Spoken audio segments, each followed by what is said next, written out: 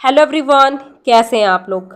हमें पता है कि हमारे पास एक मन है, लेकिन हमारे मन के दो अलग तरह की विशेषताएं हैं, दो अलग तरह के रूप हैं, जिसको हम कहते हैं चेतन मन और अवचेतन मन।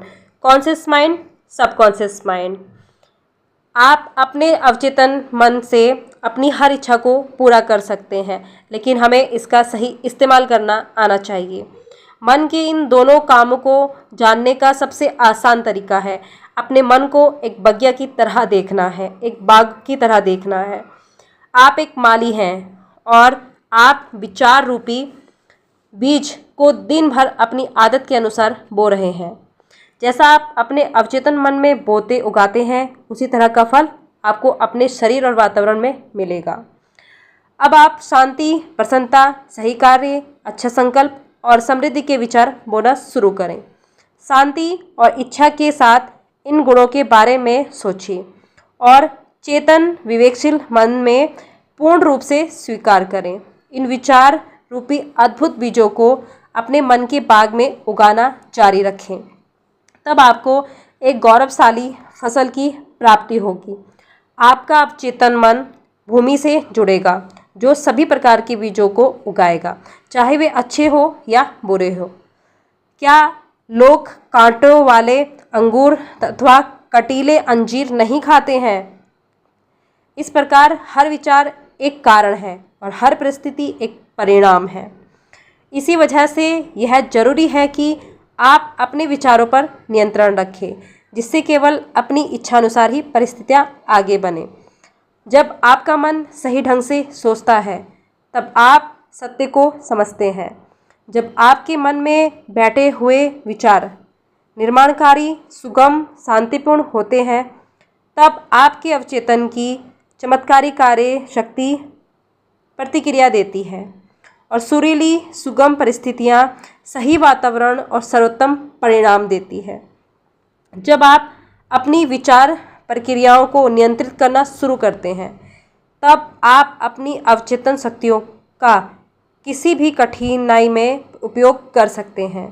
दूसरे शब्दों में, वास्तव में आप जानबूझकर अनंत शक्ति और सर्वशक्तिमान नियम के साथ सहयोग कर रहे हैं, जो सभी चीज़ों को परिचालित, शासित करता है।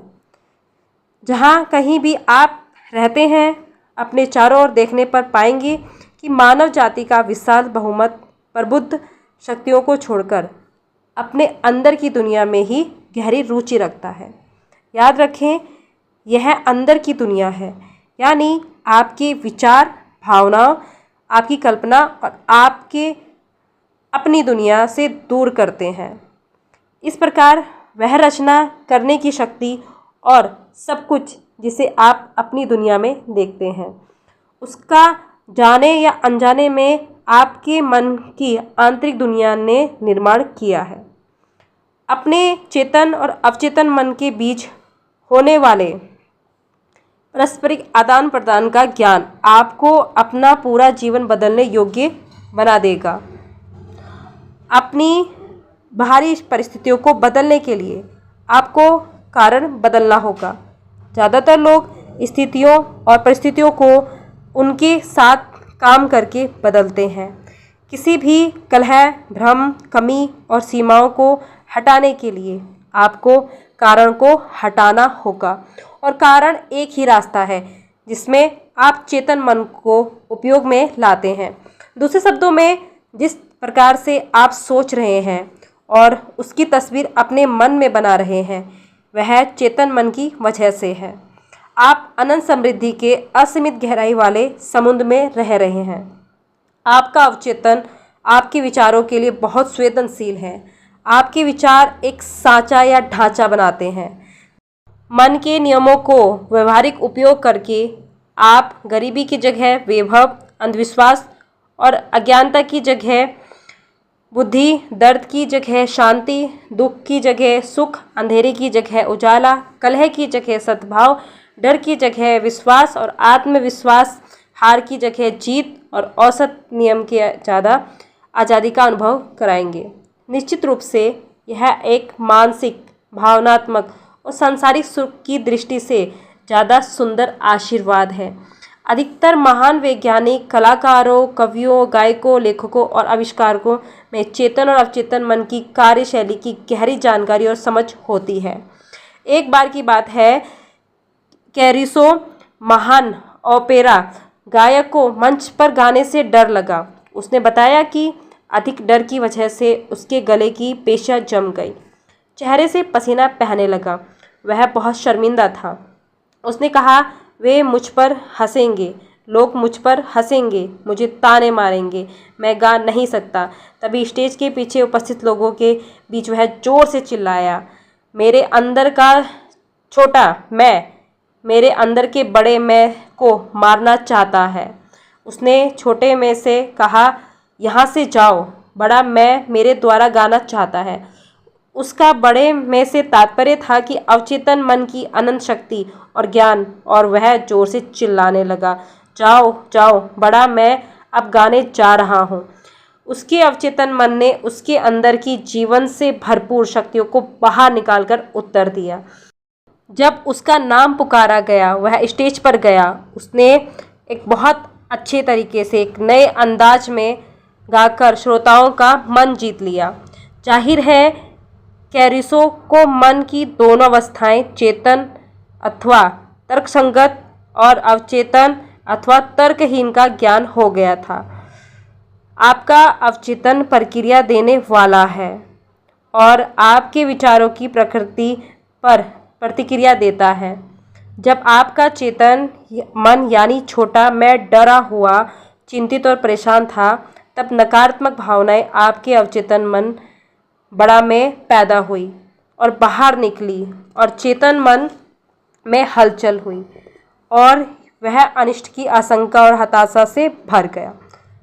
जब भी ऐसा होता है, तब कैरुसो की तरह एक सकारात्मक और ठोस अधिकार के साथ अपने मन के अंदर उत्पन्न तर्कहीन भावनाओं को इस तरह से आज्ञा दे, हिलो मत, चुप हो जाओ, यहाँ मेरा नियंत्रण है, तुम्हें मेरी आज्ञा माननी होगी, तुम मेरी आज्ञा के गुलाम हो, जहाँ तुम्हारी कोई जगह नहीं है, तुम वह नहीं आ सकते हो। यह देखना बहुत दिलचस्प और आकर्षक है, कैसे आप अधिकार और दृढ़ विश्वास के साथ अपने अंदर चल रही तर्कहीन हलचलों से बात करके अपने मन में चुप्पी, सद्भाव और शांति ला सकते हैं। अवचेतन मन के अधीन है और इसी कारण इसे अवचेतन अथवा व्यक्तिनिष्ठ कहते हैं। कप्तान जहाज का मालिक है और उसके आदेशों का पालन होता है। इसी प्रकार आपका चेतन मन कप्तान और आपके जहाज का मालिक है, जो आपके शरीर, आपके माहौल और आपके सभी कामों को नियंत्रित करता है। आपका अवचेतन मन केवल आपके दिए गए आदेशों को ग्रहण करता है। चेतन मन उस पर विश्वास करके और उसे सच समझकर आपको करने को कहता है। जब आप बार बार लोगों को कहते हैं, मैं इसकी सामर्थ्य नहीं रखता, तब आपका अवचेतन मन आपकी बात को स्वीकार करता है और यह सुनिश्चित करता है कि आप इसे खरीदने की स्थिति में नहीं रहे जिसे आप खरीदना चाहते हैं।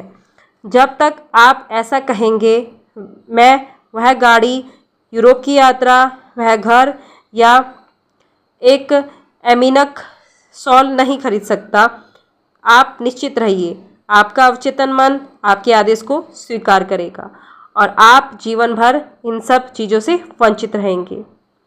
एक ऐसा ही उदाहरण मैं आपको देती हूँ और आपको पता चलेगा कि आपका अवचेतन मन यानी कि सबकॉन्शियस माइंड किस तरह से काम करता है।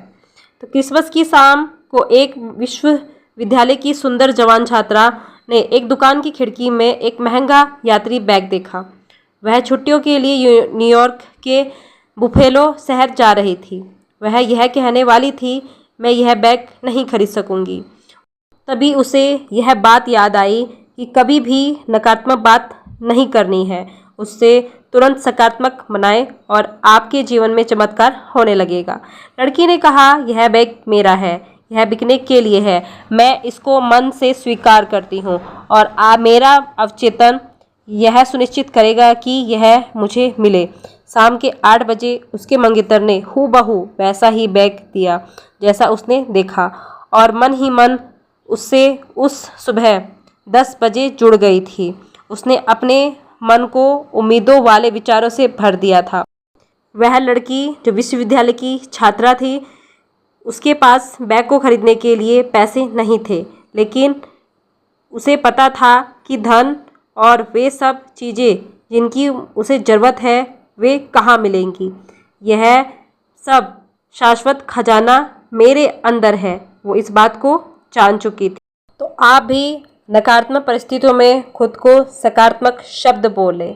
कभी भी ऐसे शब्द का प्रयोग ना करें, क्योंकि आपका अवचेतन मन उसे आज्ञा मानकर उस पर काम करना शुरू कर देता है। तो आपको ऐसे अपने अवचेतन मन से काम कराना होता है। तो मिलते हैं अगली नेक्स्ट वीडियो में, तब तक के लिए thank you so much. God bless you. Radhe Radhe.